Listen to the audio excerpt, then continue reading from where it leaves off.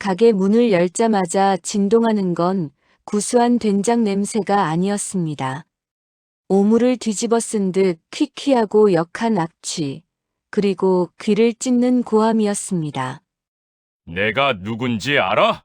여기 주인 아들이야. 3년 만에 듣는 목소리였습니다.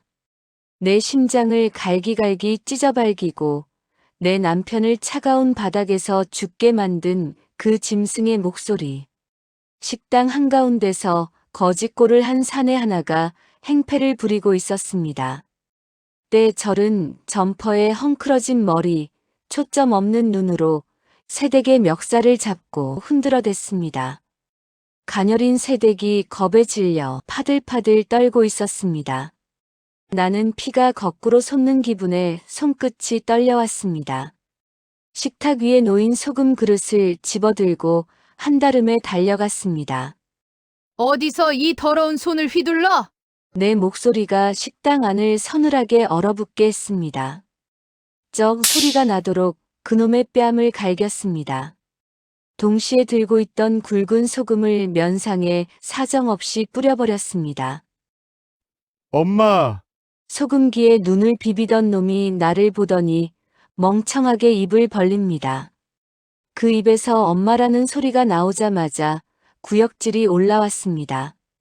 내 집을 몰래 팔아치우고 부모를 길바닥에 내팽개친 놈이 감히 그 단어를 입에 담다니. 누가 네 엄마야? 나는 너 같은 자식 둔 적 없다. 이 손 안 치워? 주변 손님들이 웅성거리며 핸드폰을 들어 올립니다. 하지만 내 눈엔 오직 이 괴물 같은 놈만 보였습니다.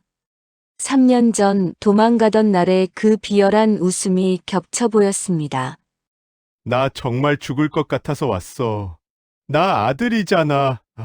놈이 내 바짓가랑이를 붙잡고 바닥을 기며 추태를 부립니다. 나는 그 손을 구두굽으로 가차없이 짓눌러 버렸습니다. 내 남편의 인종조차 지키지 않았던 그 손을 말입니다. 도대체 3년 전 그날 무슨 일이 있었길래 제가 이토록 모질어진 것일까요? 서러운 마음일라 여기 다 풀고 함께 나눠요 인생 이야기.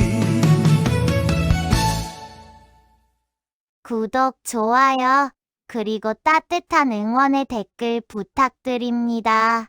은퇴 후 평온하던 68세의 제 삶이 어떻게 피눈물로 뒤덮였는지 지금부터 말씀드리겠습니다. 은퇴 후 내 인생의 전부였던 그 낡은 단독주택은 단순한 건물이 아니었습니다. 그것은 남편과 내가 젊은 날 머리에 허연 시멘트 가루를 뒤집어 써가며 벽돌 한 장 한 장 올린 눈물의 결정체였지요. 손마디가 뒤틀리고 무릎 관절이 다 닳아 없어질 정도로 고생해서 마련한 우리 가족의 따뜻한 공간이었습니다. 거실 구석에 옹이 진 나무 기둥에는 아들 진호가 첫걸음마를 떼며낸 손톱 자국이 여태 선명하게 남아 있었습니다. 여름이면 마당의 커다란 감나무 그늘 아래서 시원한 국수를 삶아 먹고 겨울이면 셋이서 이불 한 장 덮고 귤을 까먹던 그 소중한 집. 그 집의 냄새는 사시사철 찌개 끓는 구수한 향과 묵은 나무의 서늘한 향이 섞인 세상에서 가장 아늑하고 포근한 향이었습니다. 하지만 그 향기가 훗날 내 목을 조르는 올가미가 될 줄은 68년 평생 꿈에도 생각지 못했습니다. 그해 겨울은 유독 독하고 길었습니다.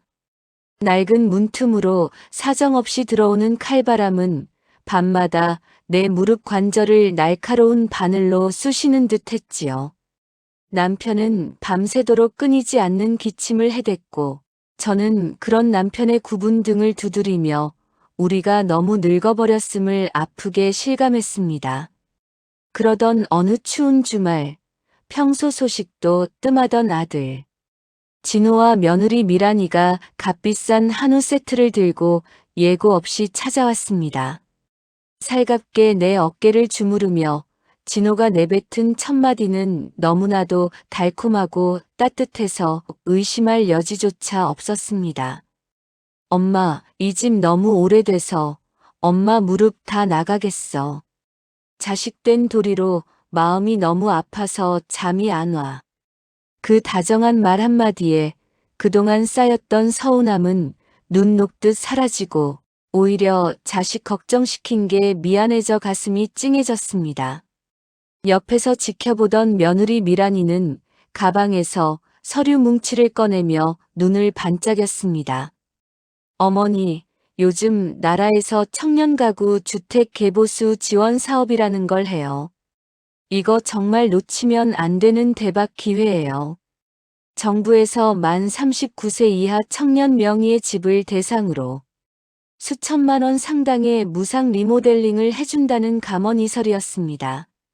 낡은 샤시를 최고급으로 바꾸고 바닥에 보일러를 새로 깔아 호텔처럼 안락하게 만들어준다는 희망찬 말이었지요.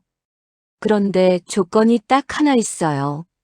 서류상 소유주가 우리 진호 씨 같은 청년이어야만 혜택을 받을 수 있대요. 며느리의 목소리는 한없이 부드러웠지만 그 속에 감춰진 날카로운 탐욕의 발톱을 나는 그때 보지 못했습니다.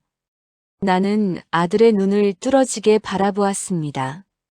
세상 그 누구보다 정직하고 착하다고 믿었던, 내가 목숨보다 아끼던 내 새끼의 눈을요. 진호는 내 거친 손등을 토닥이며 세상에서 가장 효심 깊은 아들의 표정을 지어 보였습니다.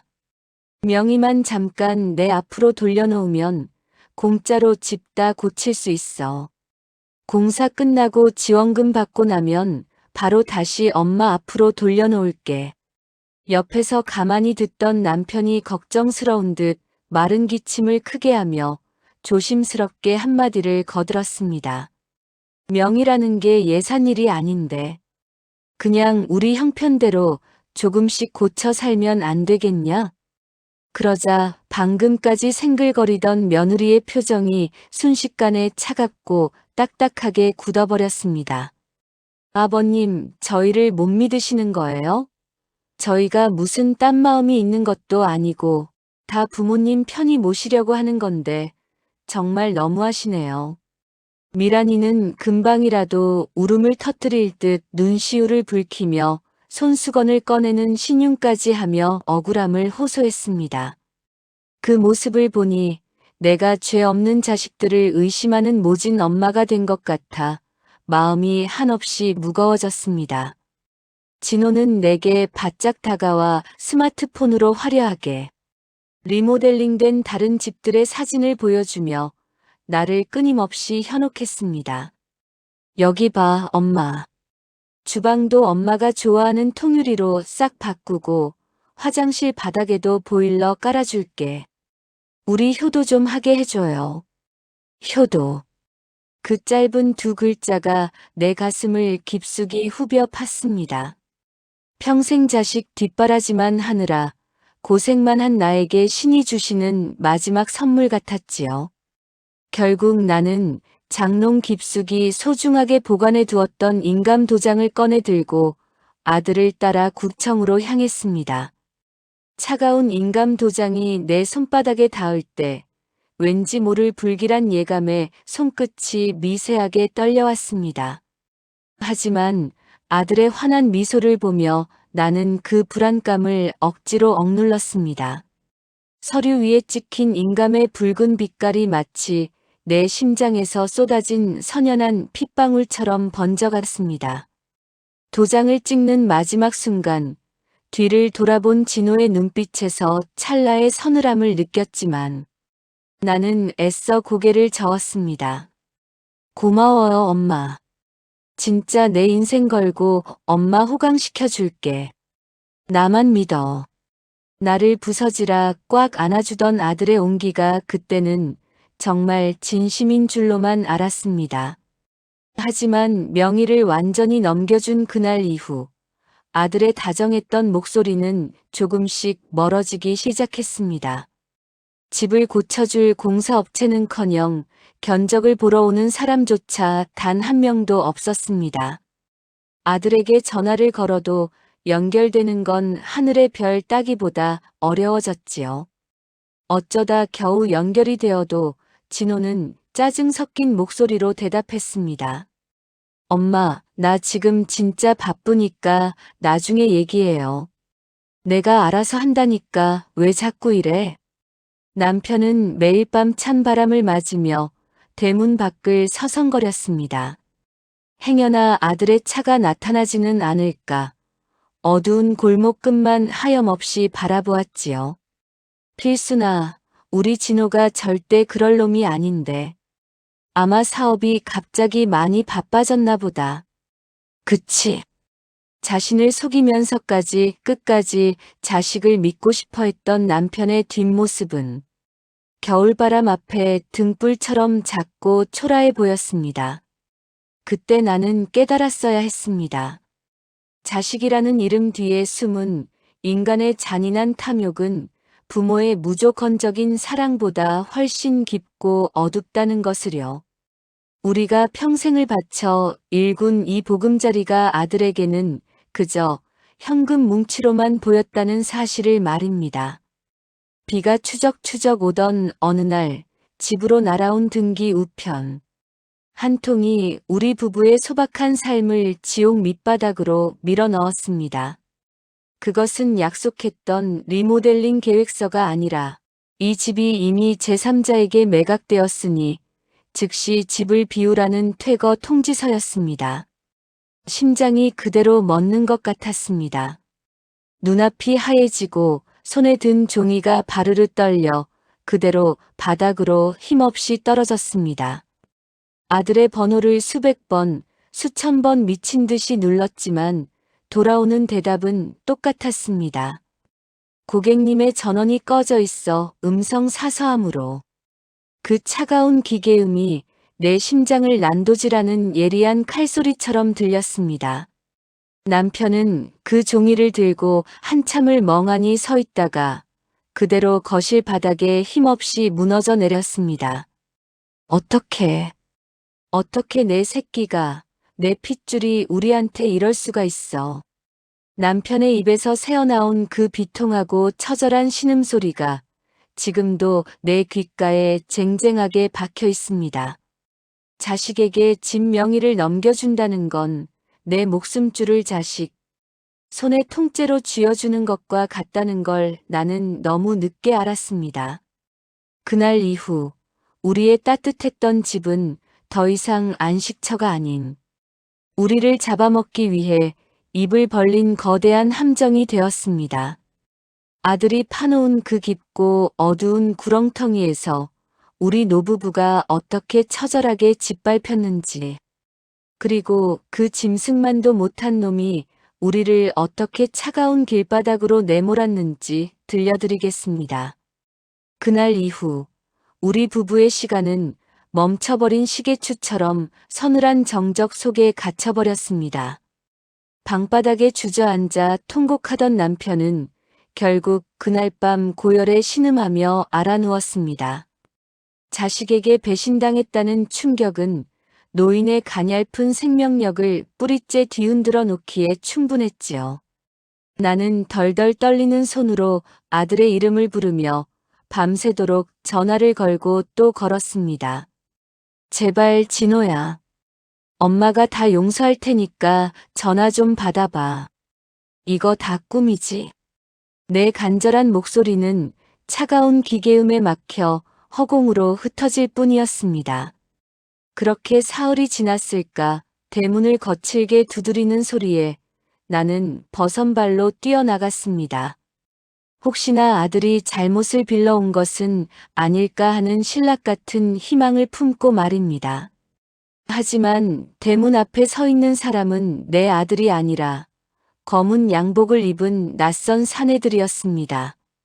그들은 집 안으로 신발도 벗지 않은 채 무례하게 발을 들이밀며 서류 봉투 하나를 내밀었습니다. 이 집 소유주가 바뀌었습니다. 저희는 새 집주인의 대리인들이고요. 사내의 목소리는 칼날처럼 날카롭고 무거워서 내 가슴을 사정없이 찔러왔습니다. 나는 그들의 팔을 붙잡고 매달리며 울부짖었습니다. 그럴 리가 없어요. 이 집은 우리 아들 명의예요. 아들이 잠시 빌려간 거라고요. 내 절규의 사내는 비웃음 섞인 한숨을 내쉬며 차가운 사실을 확인시켜 주었습니다. 할머니 아드님이 이미 2달 전에 계약금 다 받고 이 집 팔아넘겼어요. 여기 매매 계약서 사본 보세요. 종이 위에 선명하게 찍힌 아들의 서명과 인감을 본 순간 나는 정신이 아득해져 그 자리에 주저앉고 말았습니다.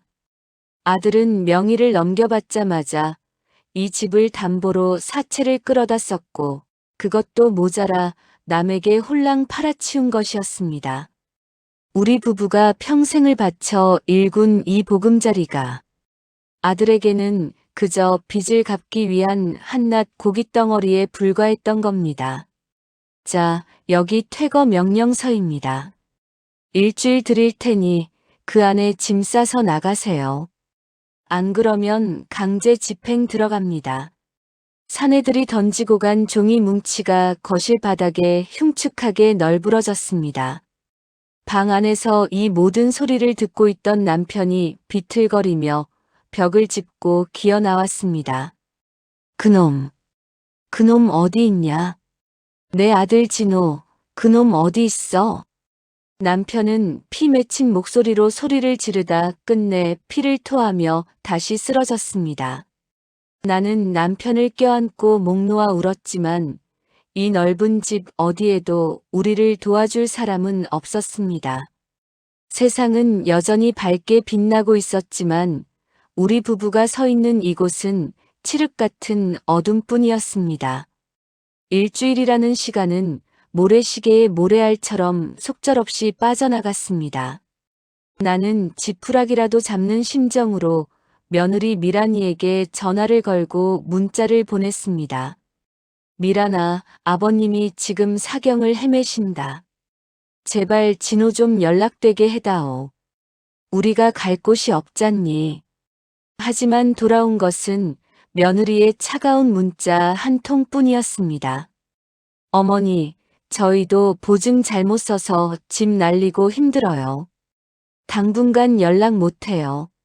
내 배 아파 낳은 자식이, 내 손주를 낳아준 며느리가 어떻게 이토록 모질 수 있단 말입니까? 우리가 자식들에게 준 것은 아낌없는 사랑이었는데 돌아온 것은 등 뒤에서 찌르는 비수뿐이었습니다.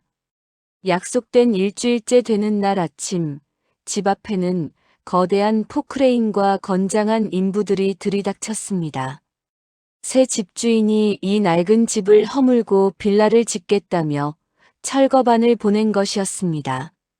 안 돼. 못 나가. 여기서 죽으면 죽었지 절대 못 나가. 나는 대문 기둥을 부여잡고 결사적으로 버텼습니다. 하지만 젊은 장정들의 힘을 당해낼 재간은 없었습니다. 그들은 내 팔다리를 짐짝 치우듯 들어올려 차가운 길바닥으로 내동댕이 쳤습니다. 방 안에서 간신히 숨만 쉬고 있던 남편도 혼이불에 쌓인 채 마당 한 구석으로 끌려 나왔습니다. 뒤이어 우리가 평생 손때 묻혀온 가구들이 하나둘씩 밖으로 던져졌습니다. 남편의 환갑 때 진호가 사주었던 낡은 안락 의자가 바닥에 부딪혀 다리가 부러졌습니다. 우리 가족의 웃음소리가 배어있는 사진첩들이 흙먼지 구덩이 속으로 처박혔습니다. 아이고, 아이고. 하느님도 무심하시지.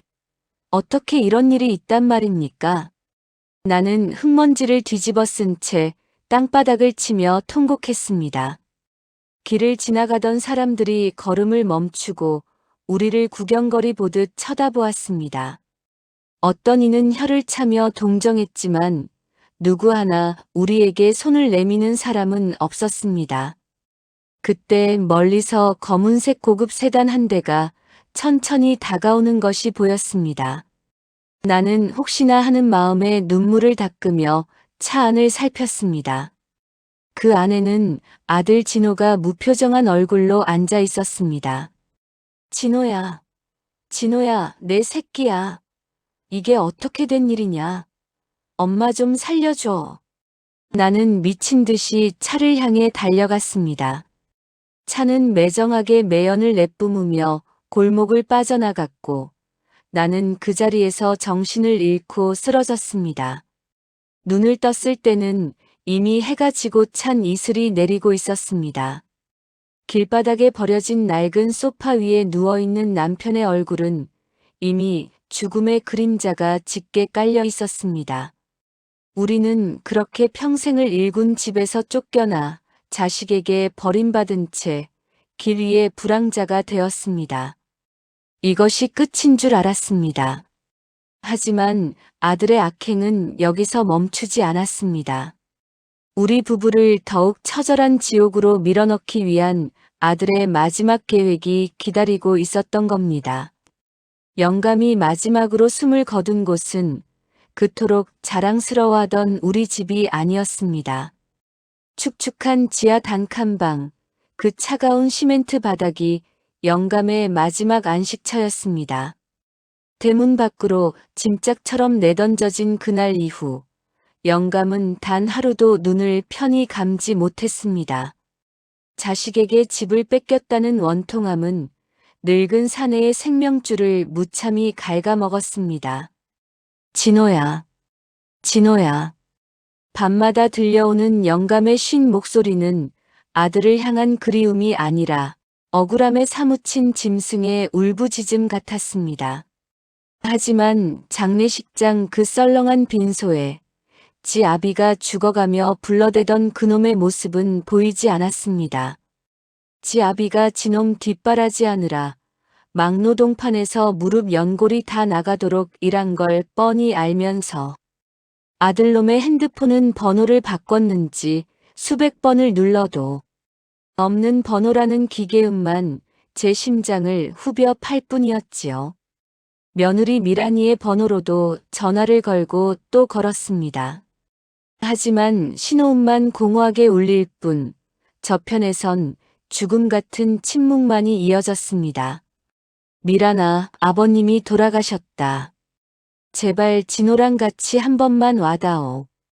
손끝이 덜덜 떨려오는 걸 참으며 문자를 남겼지만 끝내 답장은 오지 않았습니다. 조문객 하나 없는 쓸쓸한 장례식장에서 나는 홀로 영감의 영정 사진을 지켰습니다. 국화 향기조차 나지 않는 그 방에서 나는 자식을 키운 게 아니라 괴물을 키웠음을 뼈저리게 실감했습니다.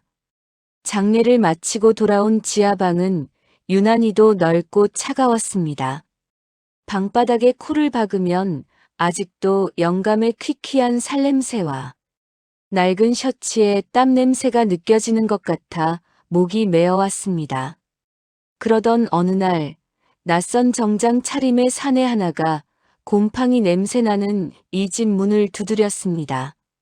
어느 보험사에서 나왔다는 담당자였습니다.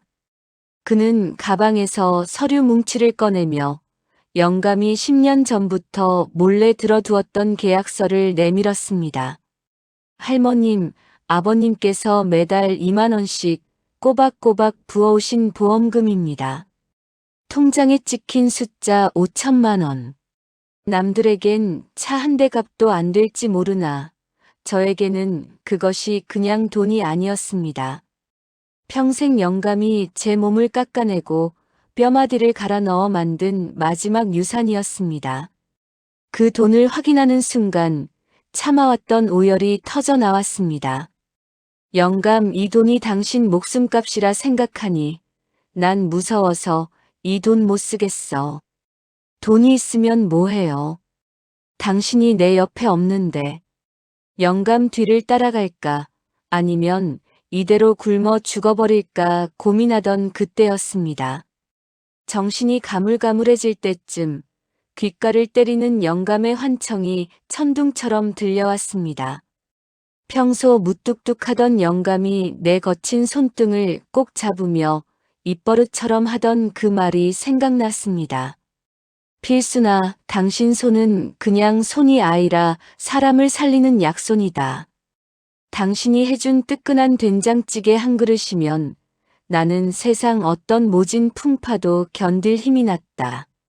내 없어도 그 귀한 손재주 썩히지 말고 배고픈 사람들 따뜻하게 먹여가며 꿋꿋하게 살아라. 그래야 나중에 나 만날 때 당신 얼굴이 꽃처럼 환하게 피어있지 않겠나.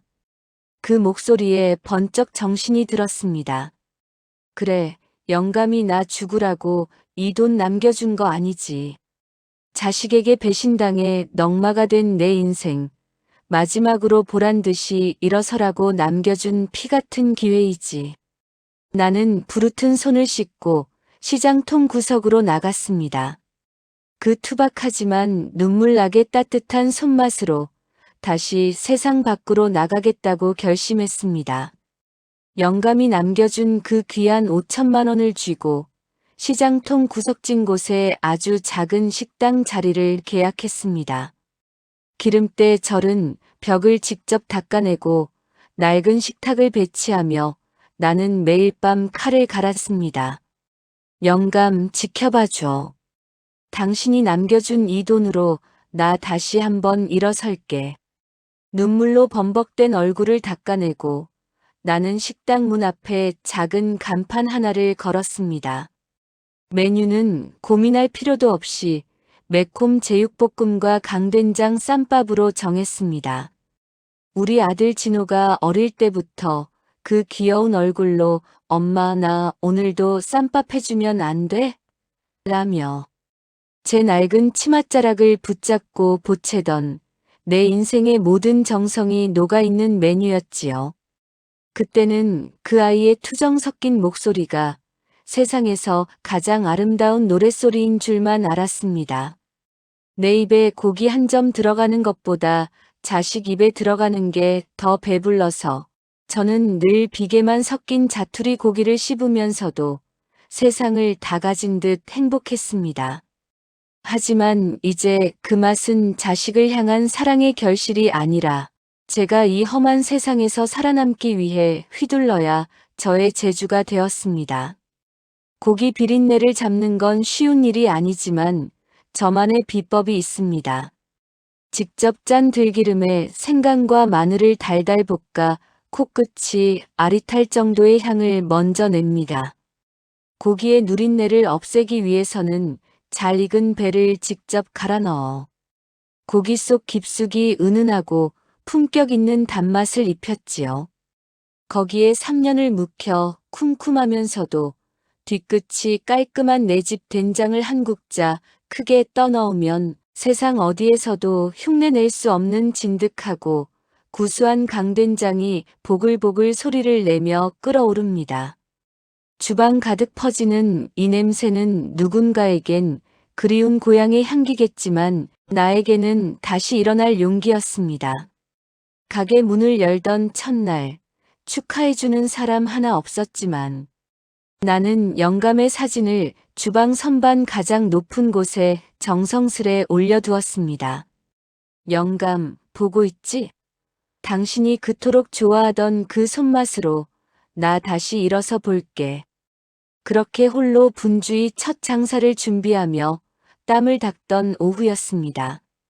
딸랑하고 힘없는 종소리가 들리더니 옆집 지하방에 새로 이사 왔다던 윤지영 씨가 가게 문을 열고 들어왔습니다.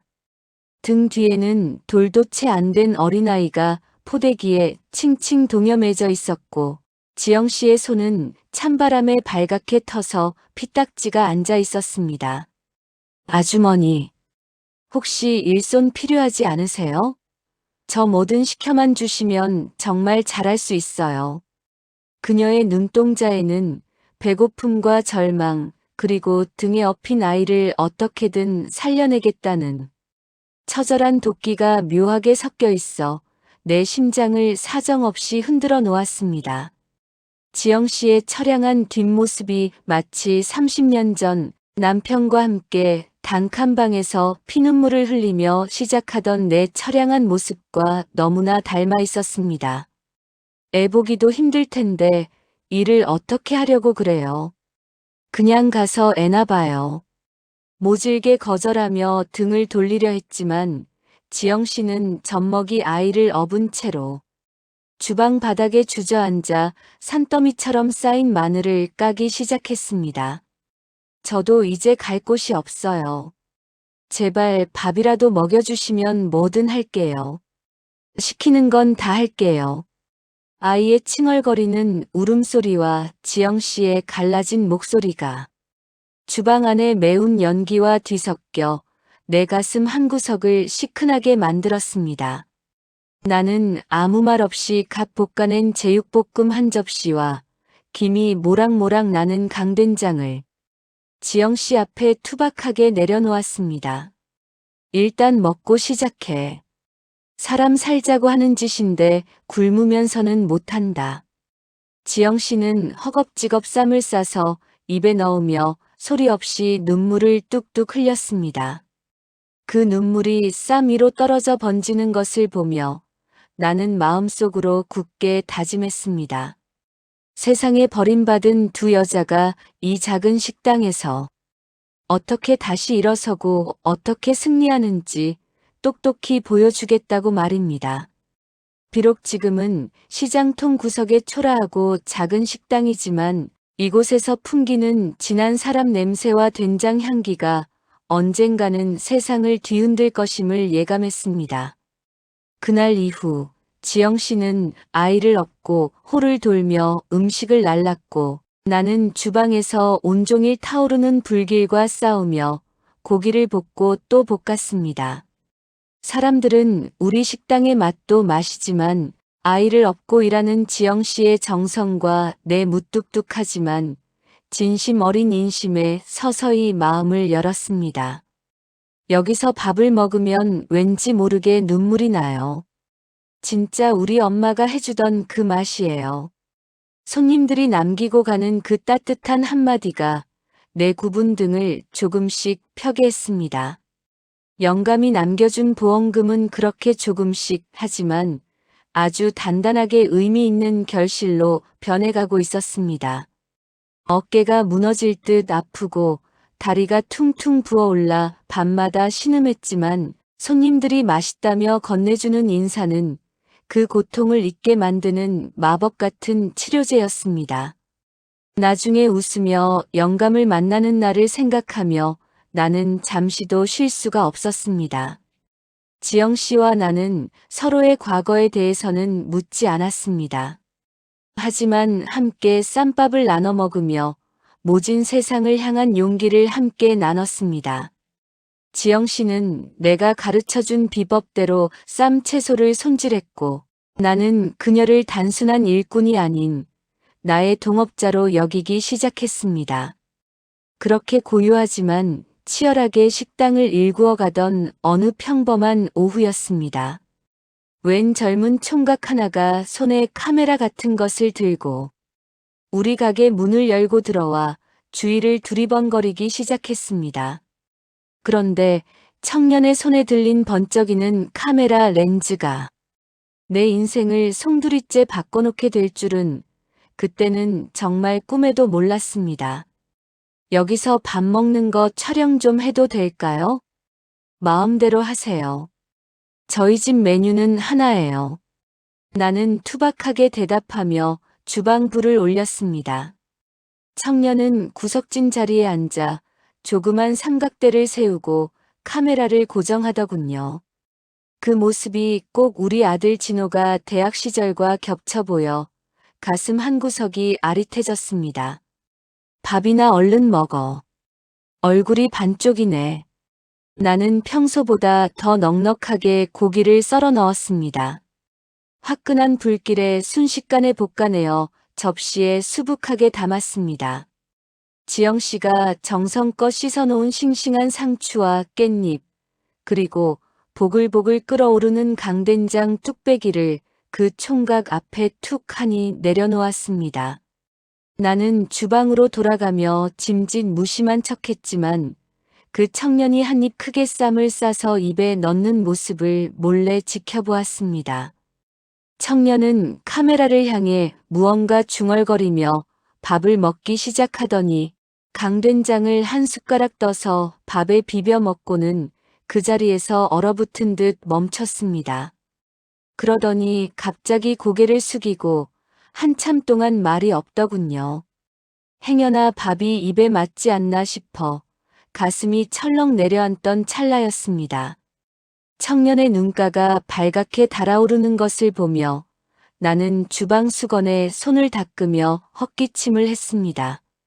내 손이 약손이라던 영감의 말이 떠올라 코끝이 찡해졌지만 나는 짐짓독하게 마음을 먹고 고기 한 접시를 더 볶아 그 총각 앞에 놓아주었습니다.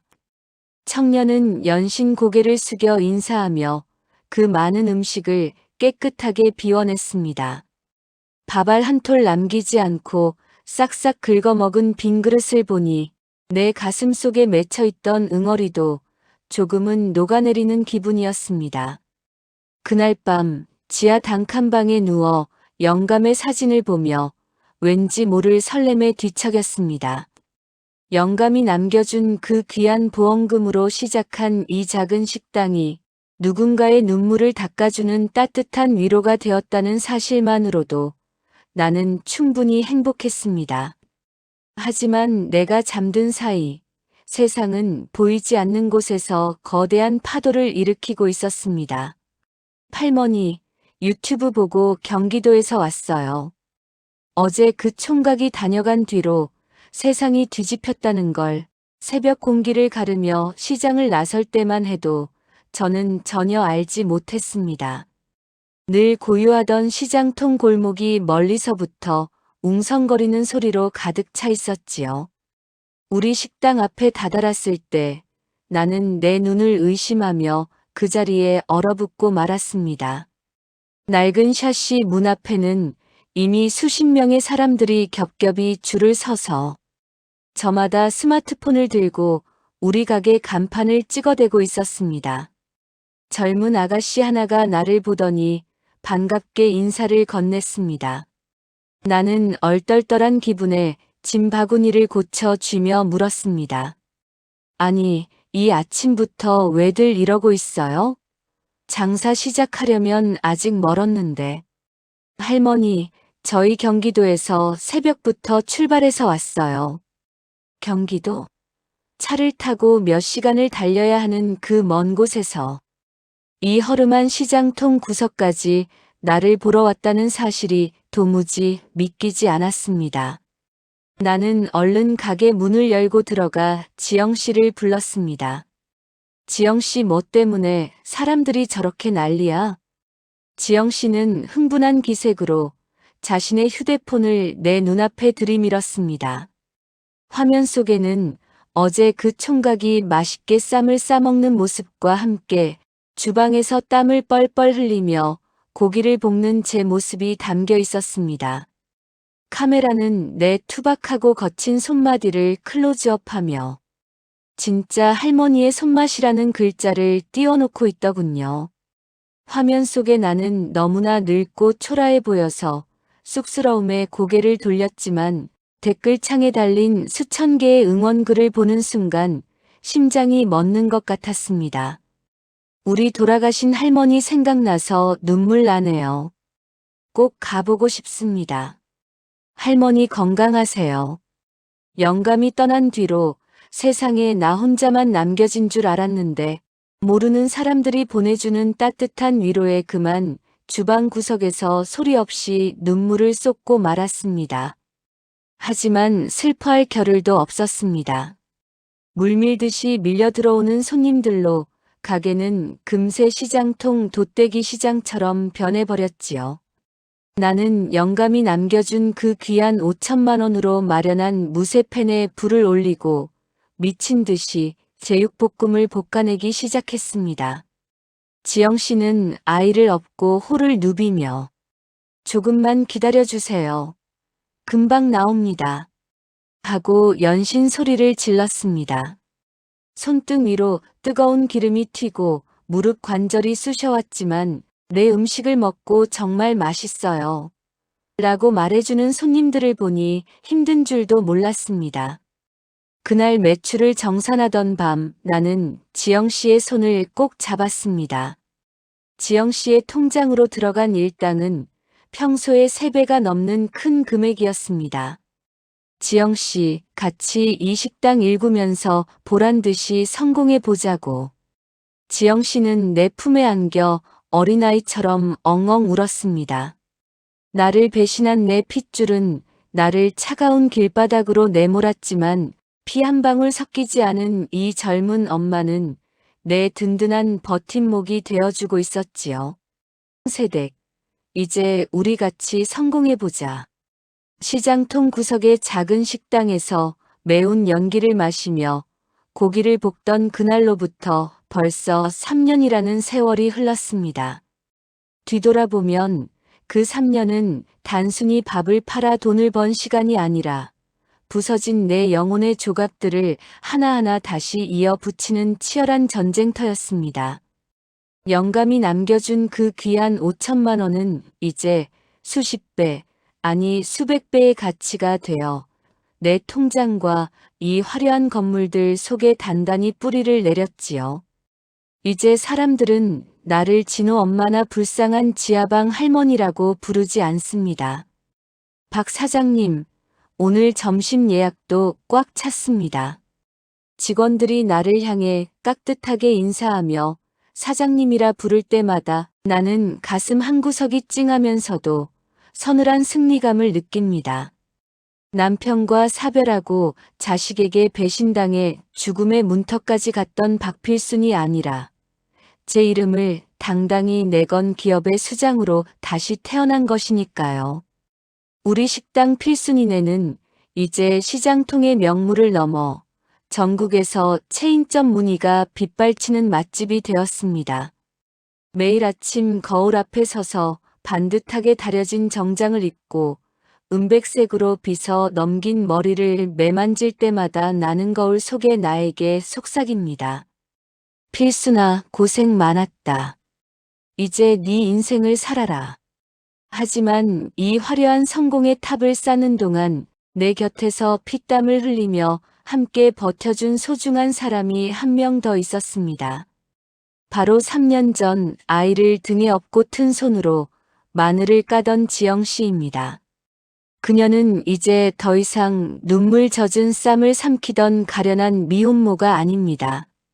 내 깐깐한 주방 일을 완벽하게 익히고 수백 명의 손님을 진두지휘하는 영리하고 강단 있는 사업 파트너로 성장했지요. 나는 3주년 기념일을 맞아 지영 씨를 사거리 금싸라기 땅에 새로 올린 2호점으로 불렀습니다. 통유리 너머로 햇살이 눈부시게 쏟아지는 새 매장은 지하 단칸방의 어둠과는 비교도 할 수 없을 만큼 찬란했습니다. 지영 씨, 아니 점주님. 여기 이 열쇠랑 계약서 좀 보게나. 나는 떨리는 손으로 그녀에게 두툼한 서류 봉투와 금색 열쇠를 내밀었습니다. 그 안에는 지영 씨의 이름 윤지영 석자가 선명하게 적힌 2호점 사업자 등록증이 들어있었습니다. 이게 다 뭐예요? 저한테 이런 큰 걸 주시면 어떡해요? 지영 씨는 서류를 보자마자 바닥에 주저앉아 아이처럼 엉엉 울기 시작했습니다. 그 눈물이 어떤 의미인지 누구보다 잘 알기에 나도 그녀를 꼭 껴안으며 함께 뜨거운 눈물을 흘렸습니다. 자네가 없었으면 나도 여기까지 못 왔어. 이건 자네가 흘린 땀방울의 대가야. 이제 우리 같이 성공해보자고. 세상 사람들한테 보란 듯이 보여주는 거야. 우리는 그날 화려한 2호점 한복판에서 서로를 가족이라 부르기로 약속했습니다. 피 한 방울 섞이지 않았지만 가장 처절한 밑바닥에서 서로의 손을 잡아주었던 우리 두 여자는 세상 그 어떤 혈연보다 더 끈끈한 유대로 묶여 있었지요.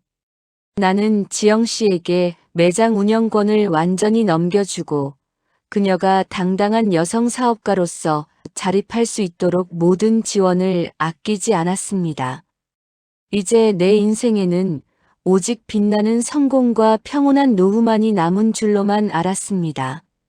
하지만 인생이란 참으로 얄궂어서 가장 행복하다고 느끼는 그 순간에 가장 추악한 악연을 다시 불러오더군요.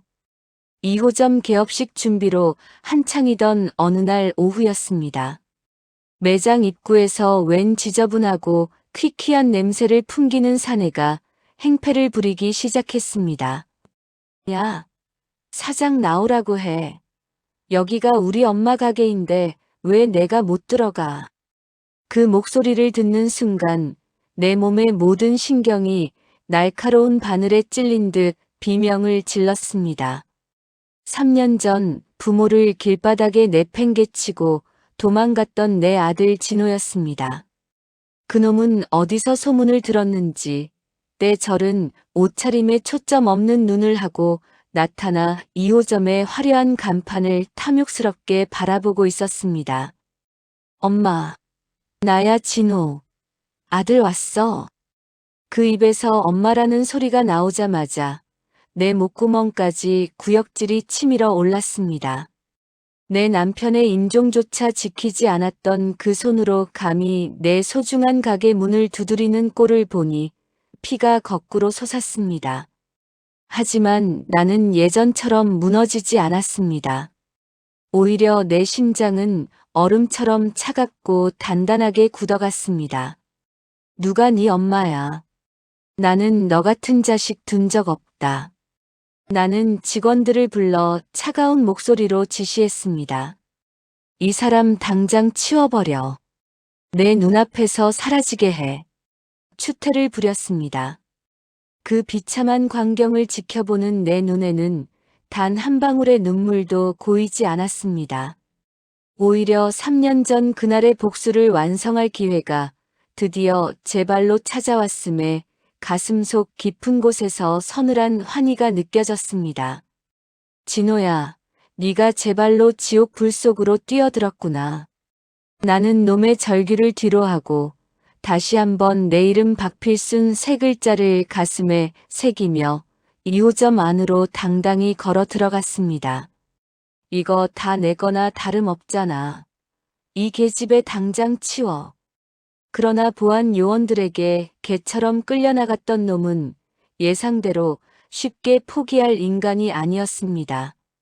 내 아들 진호, 아니 내 인생의 가장 큰 오점인 그 괴물은 다음 날 점심 장사가 시작되기도 전에 내가 자리를 비운 2호점에 다시 나타나 비열한 이빨을 드러냈습니다. 나는 본점에서 식자재를 점검하고 있었고 2호점에는 이제 사장이 된 지영 씨뿐이었습니다. 놈은 코를 찌르는 악취를 풍기며 홀 한복판으로 비틀거리며 걸어 들어왔습니다.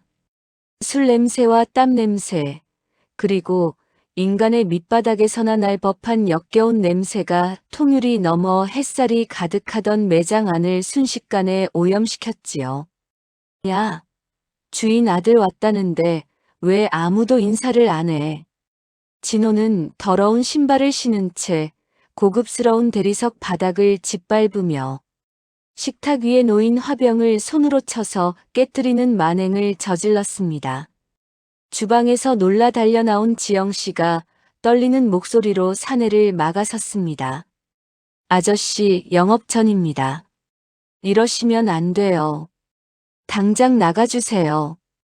지영 씨의 외침에 진호는 비열한 웃음을 지으며 자리에서 일어나 그녀에게 다가갔습니다. 아저씨? 야, 너 내가 누군지 알고 입을 놀려. 나 여기 사장 박필순의 하나뿐인 아들이야. 어디서 굴러먹던 계집애가 감히 주인 행세를 해? 너 우리 엄마 꼬드겨서 돈 뜯어내는 도둑년이지? 진호는 지영 씨의 멱살을 잡고 흔들어댔습니다. 어머니가 너 같은 애한테 이런 큰 가게를 줄 리가 없어. 이거 다 내 거나 다름없단 말이다. 놈은 지영 씨를 바닥으로 거칠게 밀쳐냈고 그녀는 차갑게 식은 대리석 바닥 위로 고꾸라졌습니다. 이 모든 광경을 2호점의 직원이 촬영해 제 휴대폰으로 전송해 주었습니다. 화면 너머로 보이는 지영 씨의 겁에 질린 눈빛. 그것은 3년 전 우리 노부부를 차가운 길바닥으로 내몰았던 그날의 지옥을 다시 떠올리게 했습니다. 저는 미친 듯이 차를 몰아 2호점으로 향했습니다.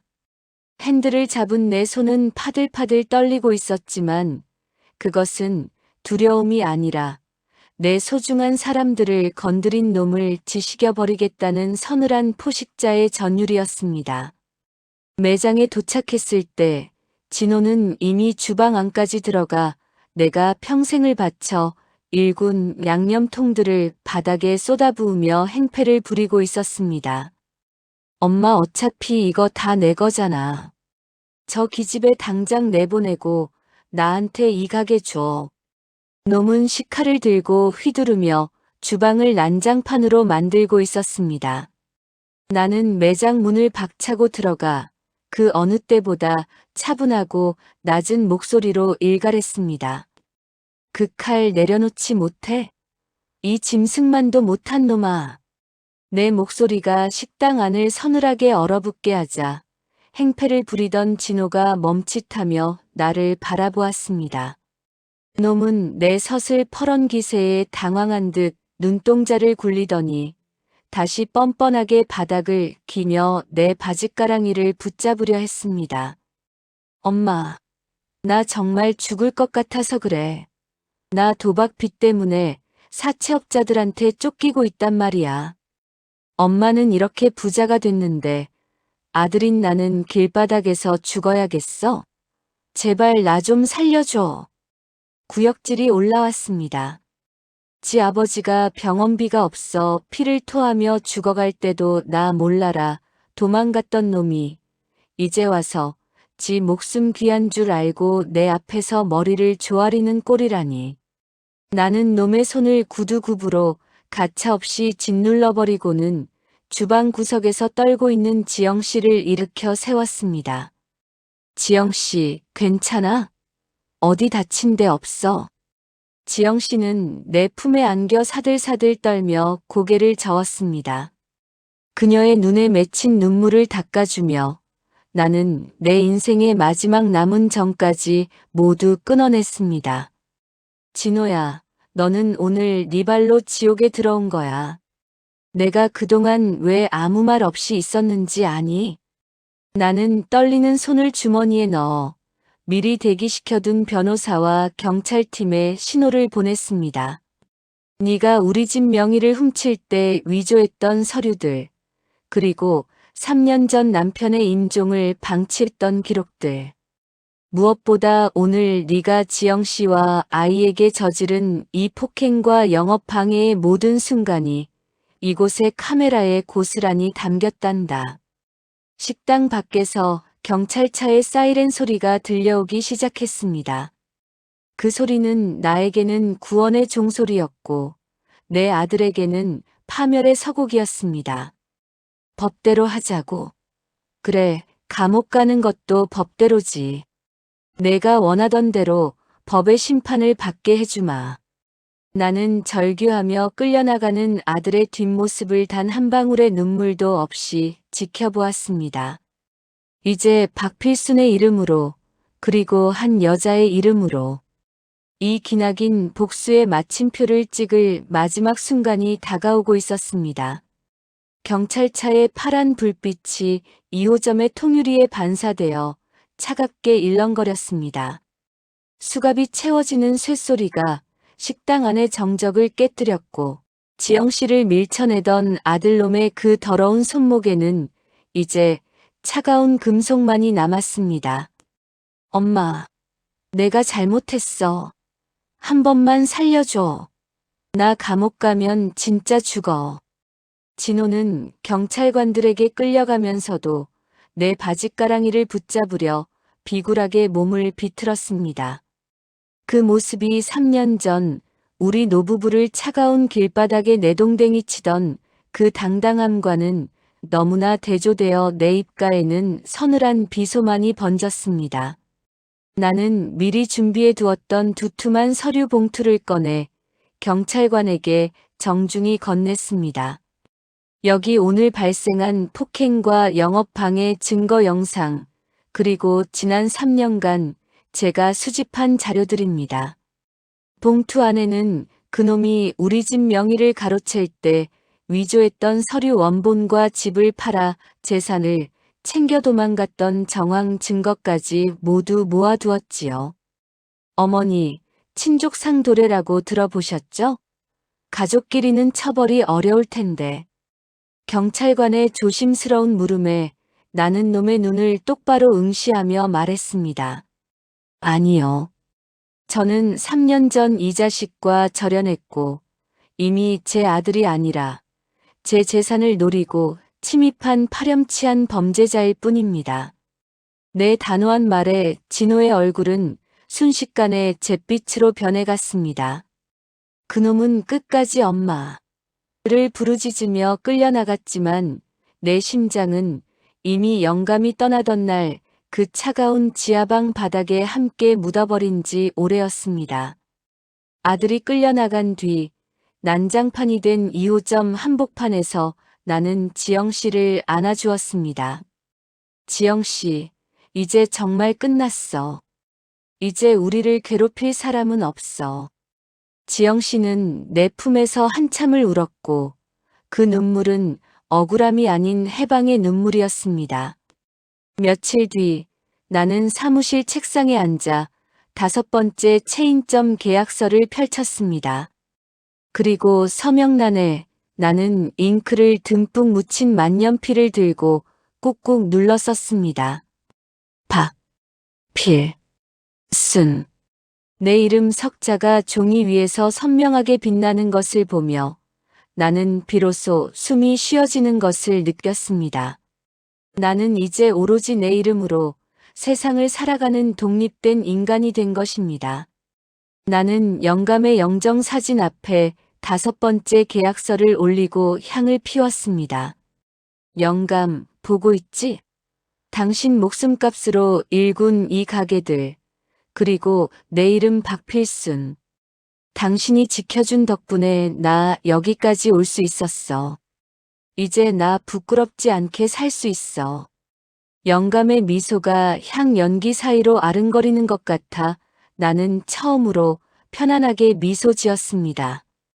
아들 진호는 과거의 위조죄와 사기, 그리고 이번 상해죄까지 더해져 평생을 감옥 담장 안에서 죄의 대가를 치르게 될 것입니다. 나는 그를 용서하지 않았습니다. 부모가 자식을 고소하는 것이 모질다 말하는 사람들도 있겠지요. 하지만 저는 말하고 싶습니다. 자식이라는 이름 뒤에 숨어 부모의 영혼을 난도질하는 괴물들에게는 용서가 아니라 서늘한 법의 심판이 최고의 약이라는 것을요. 이제 저는 필순이네의 사장으로서 그리고 한 인간 박필순으로서 남은 여생을 나보다 더 어려운 사람들을 도우며 살아가려 합니다. 제 손맛으로 사람들의 배를 불리고 제 이름으로 당당하게 세상을 마주하는 지금이 제 인생 68년 통틀어 가장 찬란한 봄날입니다. 여러분, 저의 이 모진 복수가 너무 가혹하다고 생각하십니까? 아니면 저처럼 자식에게 배신당한 수많은 부모를 위한 당연한 대가라고 생각하십니까? 여러분의 판결을 댓글로 남겨주세요. 저 박필순의 마지막 싸움을 응원해주신 모든 분께 진심으로 머리 숙여 감사드립니다. 필순 할머니는 오늘도 새벽 일찍 식당 문을 엽니다. 주방에서 풍기는 구수한 된장 냄새는 이제 수천 명의 사람에게 위로가 되고 있습니다. 자신의 이름을 되찾은 그녀의 뒷모습은 그 어느 때보다 단단하고 아름답습니다. 시청해주신 여러분 감사합니다. 구독과 좋아요는 필순 할머니의 새로운 시작에 큰 힘이 됩니다. 이번 사연에 대한 여러분의 생각을 댓글로 자유롭게 남겨주세요.